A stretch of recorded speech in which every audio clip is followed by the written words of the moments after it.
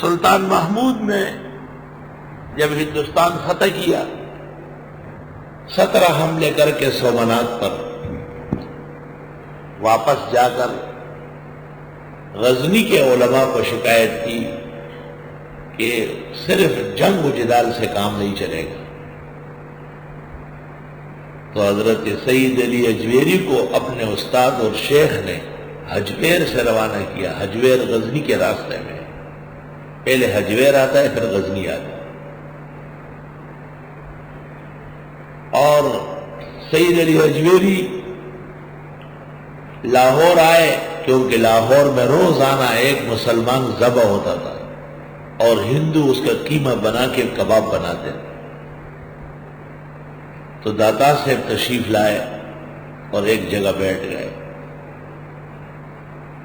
وہاں خبر آئی کہ یہاں پر مہاراجا کے گھوڑے پانی پینے آتے ہیں، تو داتا سے وہاں سے اٹھ کے دوسرے کنارے پہ آ کے بیٹھ گئے۔ مہاراجا کا حکم ہے کہ یہاں سے بھی چلے جائے، آپ نے کہا نہیں جاؤں گا یہاں سے۔ وہاں سے یہاں آنا یہ ابدیت تھی، بس اب میں کامل کے حکم پر لاہور آیا ہوں، جب تک وہاں سے حکم نہیں ملا وہ ہلوں گا نہیں۔ مہاراجا فوج لے کر کے آیا، داتا صاحب نے اپنے خادمین کو کہا کہ تم پانی پھینکو اس کی طرف، وہ پانی سے گولیاں بن گئی اور سارے مہاراجا وہاراج تباہ و برباد ہو گئے۔ حضرت کا وہی مزار بنا ہے، وہی مسجد بنی تھی، عرصہ دراز تک داتا صاحب خود بخاری شریف کا درس دیتے، بہت جید بہترین فقیہ عالم، 424 ہجری تقریباً۔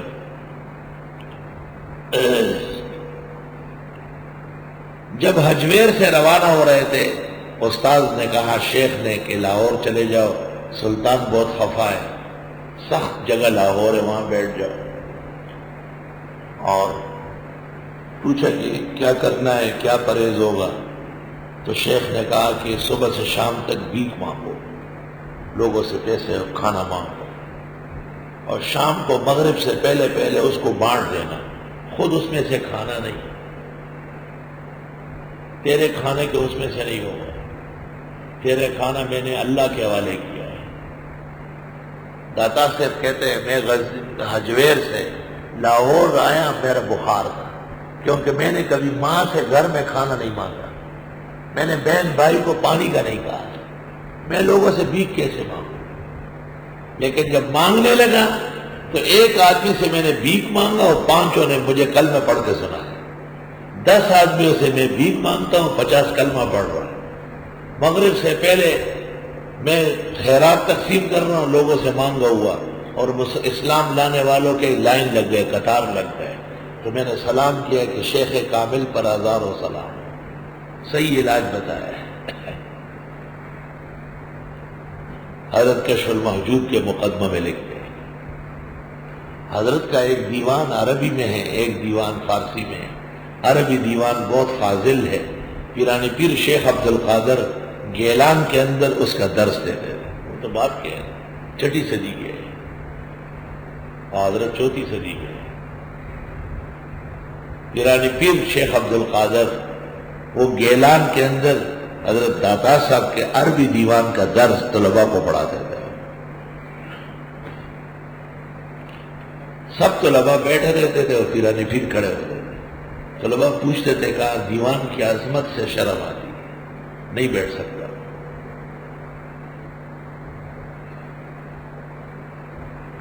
اور پیرانی پیر شیخ کی ایک کتاب ہے فوائد الشرح،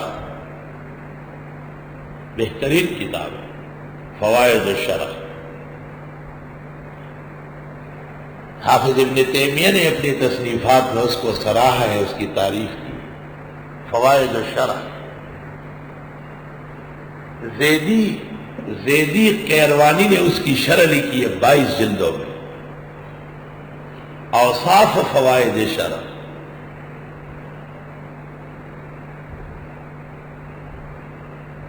اور پیرانی پیر کی ایک کتاب ہے تصوف میں، ولایت میں، اس کا نام ہے سیر الملکوت، آسمانوں کی سیر۔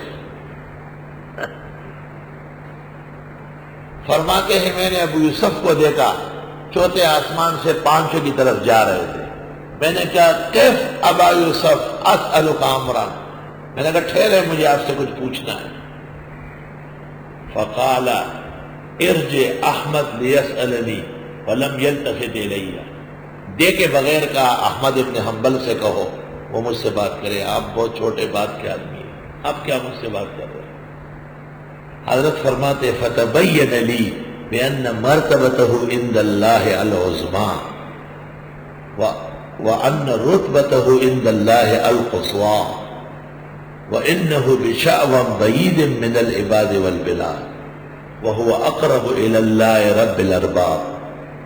میں سمجھ گیا کہ ان کا مرتبہ و مقام بہت اونچا ہے، بات کے آنے والے لوگ نہیں پہنچ سکتے ان پر.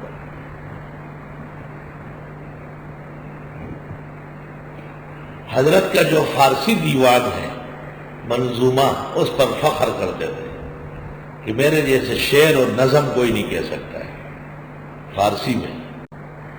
پیرانی پیر حضرت شیخ کی پیدائش ہے 471 میں اور وفات ہے 561، 90 سال عمر ہے.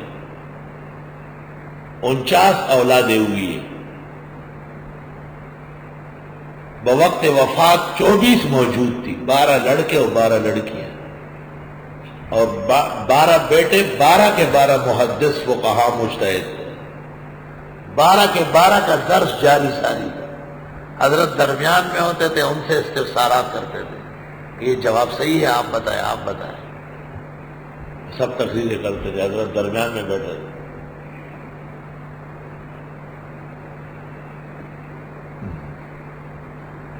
حضرت شیخ پر سب سے عمدہ کتاب عبد القاہر بغدادی کی ہے، الیواقیت والجواہر بترجمت الشیخ عبد القادر. الیواقیت والجواہر بترجمت الشیخ عبد القادر.